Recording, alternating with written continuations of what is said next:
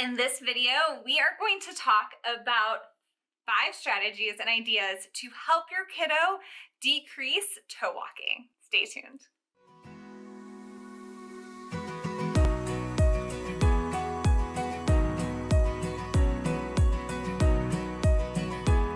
Toe walking. There are a lot of different reasons why a kiddo could be choosing to toe walk and or why they are presenting with toe walking. Some of those, not all, but some of those include having some sensory issues. By issues, I mean discomfort with certain sensations that come through the bottom of their feet. Idiopathic toe walking, doctors and the medical community just isn't quite sure why the kiddo is toe walking. Orthopedic concerns, potentially there's some muscle tightness and their calf muscles or Achilles tendon. Maybe there's some congenital changes in what their foot and ankle look like. Maybe there's some mobility concerns in the joints in the ankle. All of these could be reasons why a kiddo is presenting with toe walking. And what I mean by toe walking is the kiddo is, instead of walking with flat feet to a heel to toe pattern, they're walking on their toes with their heels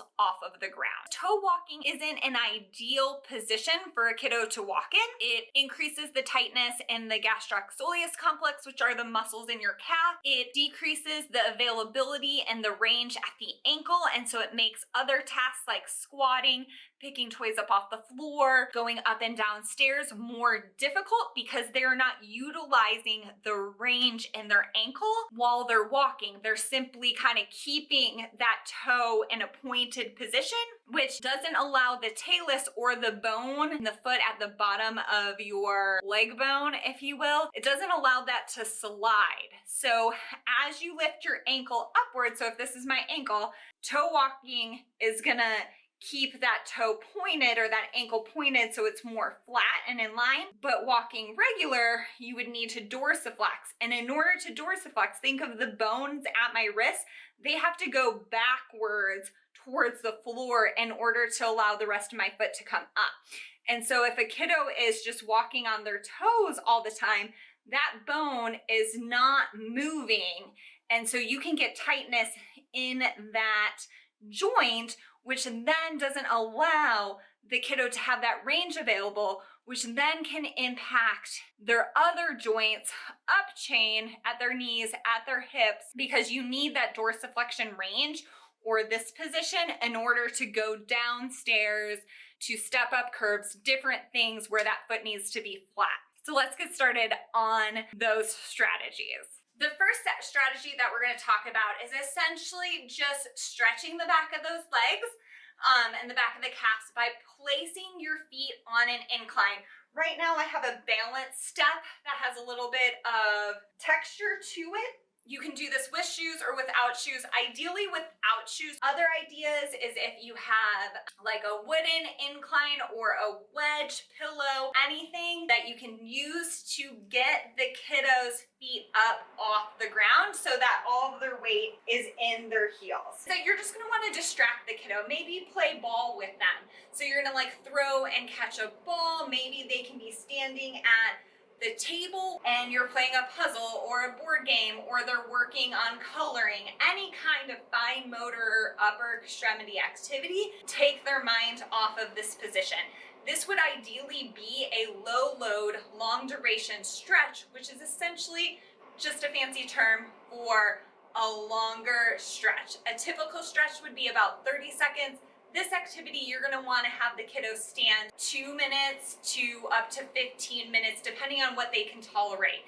Depending on the level of stretch in the back of their calf is gonna be dependent on how much their toes are gonna be off the ground.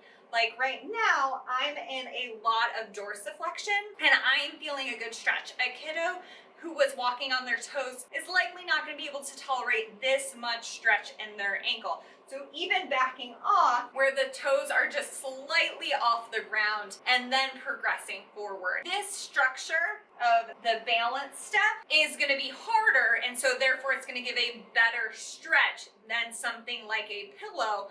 But if that's all you have available at home, anything you can do to get the kiddo's toes off of the ground is gonna be great. I will link a bunch of ideas off of Amazon or different equipment that may be helpful for lifting the toes off that are fairly inexpensive, but that you could utilize for your own kiddos at home. So the next idea, utilizing cones, get the kiddo to take their foot off of the ground and work on disassociating one leg from the other. So these cones are a lot littler than these cones, and the biggest difference that you're gonna see is the amount of hip flexion that these require is going to be a lot less than the amount of hip flexion these require. And depending on the size of your kiddo, this might be way too much, and they might not be able to stand on one leg long enough in order to put their toe on the top of this cone. So sometimes having something that's like 2 to 3 inches in height can be helpful. Ideas for these strategies include just something simple as tapping the toes. And you could work on counting, you could work on singing a song, you could do red light, green light, you could do Simon Says, do 10 toe taps, and then you would have to count to 10. If your kiddo really struggles with this, you can have them hold your finger, or you can give them some support at the pelvis. In order to be able to stand on one leg, you're gonna have to shift the weight over on top of that leg. So if they're not able to shift their weight over, you might have to actively move their pelvis over so that they can then get that foot off the ground. I'm gonna show you the difference too. This one obviously requires more hip flexion. So my hip is almost at 90 degrees with that one versus, the next activity is going to be kind of a piggyback on to the last activity, and that is make it a little bit more fun to stand on one leg, grabbing a beanbag with your toes, picking it up, and dropping it in a bucket. That strategy works on toe flexion, which are really important muscles in order to have a strong arch in your foot and to improve walking. It also works on glute strength because you're standing on one leg, and you're also working on single leg balance, which is great. These are letter beanbags. I super love anything that you can make a game and also make it more academic as well. So if you're working on a kiddo with their letters, you can say, okay, pick up an orange one, and then they can pick whatever letter they want. And then you can say, okay, what letter was that? And that was an N. You say, pick up the Z. So the Z is the next one. And then drop it in. Or you could say, what does that S sound make? And the kid would say, S. And if they're really struggling, oh man, my toes are really tired after this. So you can kind of see it here, is if a kiddo's not able to tell you what the letter is, it might be too hard for their brain and their body to coordinate that. So right now it's really hard for me to tell you guys about what I'm doing or different strategies, because my brain is focusing really hard on picking up these beanbags with my toes. Another activity you can do, you can place the beanbag on the kiddo's top of their foot and then have them not drop it until they get into the bucket. And what that works on is that dorsiflexion strength, which is really important. You can also do this with a kiddo sitting in a chair. So if you're sitting in a chair, you're gonna take out that single leg stance difficulty, and then you're still gonna be working on that dorsiflexion. So there's different ways that you can decrease the difficulty of this activity. Some of those ways are sitting in a chair, holding on to something that takes the balance component out, and actually sitting in a chair would increase the amount of hip flexion they would need. So if you're focusing on hip flexion strength and dorsiflexion strength, but not as worried about balance, sitting in a chair is actually a really great idea. The sensory component of toe walking is when the sensation of the ground or a certain type of ground like grass or sand is overwhelming to the body. The body just isn't really sure what to do with this new information. It doesn't really like it either. So it's kind of like, no, thank you. I'm just gonna avoid that. And so sometimes toe walking is a way to decrease the overall amount of input that is coming in from the bottom of the foot. Because if you're walking on your toes, you're only using this much of your foot instead of this much of your foot. Therefore, the amount of input that's going to the brain is going to be less. One way to combat that is to essentially desensitize the foot and make the foot more adaptable to different types of input and sensory experiences. So if you have a kiddo that refuses to take their socks off at the beach or must always have shoes on when they're walking outside, this activity might help. So what I have is essentially a bin full of beans. And what you're gonna do is put the kiddo's feet in the beans. You might start with one foot, especially if your kiddo is really sensitive. And what you're gonna do is essentially put the foot in and then just cover the foot with beans with your hands. You have the kiddo learn to do it. You could do it. You can have the kiddo fill like a little bucket or pail of beans and dump the beans on their foot. All of these activities can essentially help desensitize. There's also, you don't have to use beans. You could also use these things called water beads. They're a little bit slimier. Personally, not a huge fan because I have some sensory issues, but they're also really good for me. So sometimes when I'm working with kiddos with them, I will put my hands in there. I'm more of a hand sensory girl to just desensitize my body and just get used to that as well. You can have a kiddo sit on a scooter. You can have them sit on the floor. You can have them sit on a step stool, anything that they kind of prefer. And so these beans right now, the sensation that I'm feeling is they're kind of cold. They tickle a little bit. You definitely want the beans on the bottom of the foot, but you also want to scoop them up and put them over the top of the foot. You can lift the pant leg and kind of go up and down. This is a kind of small bucket. Ideally, you would have maybe like a bigger tub. Put in the beans. And what you don't want to do is overstimulate the kiddo. So based on their tolerance of this activity, it might only be like 5 to 10 seconds at first, and then back off, and then try to reintroduce 5 to 10 seconds if they're really struggling.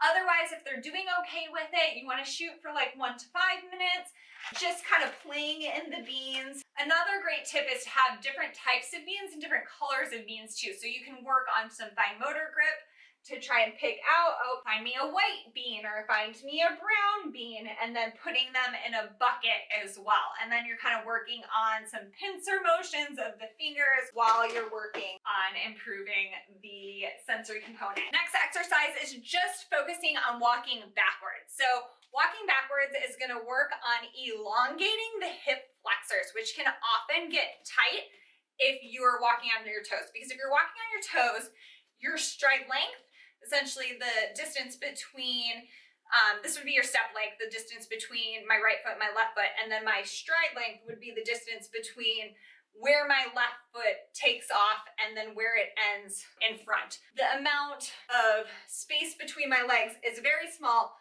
compared to the amount of space between my legs when I take a more natural movement. So walking backwards is essentially going to help the kiddo work on their heel-toe pattern, except for in reverse. So you'll have the kiddo take a big step back with their toe and then work on pushing that heel to the ground. And then bringing that foot back, toe first, heel down. And so anytime you can get the kiddo to walk backwards, red light, green light, an obstacle course, putting it in their daily routine. When we go get our milk from the refrigerator, we always walk backwards. Anything like that that you can get the kiddo to walk backwards throughout their day, you may start noticing that their stride length increases and decreases their toe walking. The last exercise is actually more of an adult exercise, but I have found that it's really helpful for kiddos who have had a long history of toe walking. And especially if they're a little bit older, they may be able to do this exercise on their own. I used it with a second grader and he had really high toe walking forever and ever, and he really liked it. It seemed to help him a ton, and he was doing it on his own and his toe walking was decreasing, which was super awesome. It's called sciatic nerve glides, and the sciatic nerve goes from your low back, it goes underneath your butt muscles, down the back of your leg, all the way into your foot. When you're on your toes, that nerve is actually shortened. It is longer. Your flat-footed than it is if your heels are elevated, because you're essentially shortening the area that it has to move. Over a long period of time, that nerve can then get tight because it's not being lengthened as it would during a normal gait pattern or walking pattern. So what you're gonna do is you're gonna lay on your back, or have the kiddo lay on their back.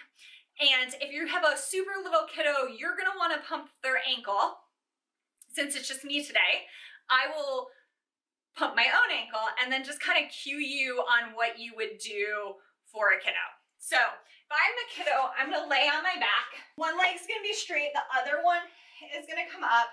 I'm gonna have the kiddo hold their knee. They might just like touch their knee and you might have to kind of hold it in place. Or if they're able to kind of hug their knee to their chest, they're gonna straighten their leg, and then you can try to get them to flex and straighten their ankle, or you might have to put your hand here and flex and straighten it. What you don't want is for the kiddo to be in a lot of pain. You want them to feel a stretch, but for it not to be overwhelming. And you're gonna shoot from anywhere to 10 to 30 of these, and you're gonna do both legs because you want your body to be equal.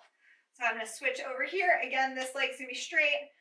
Okay, honey, hug your knee, straighten your leg, and then point your toes and flex. And then you can have them count with you. Okay, we're gonna do 10.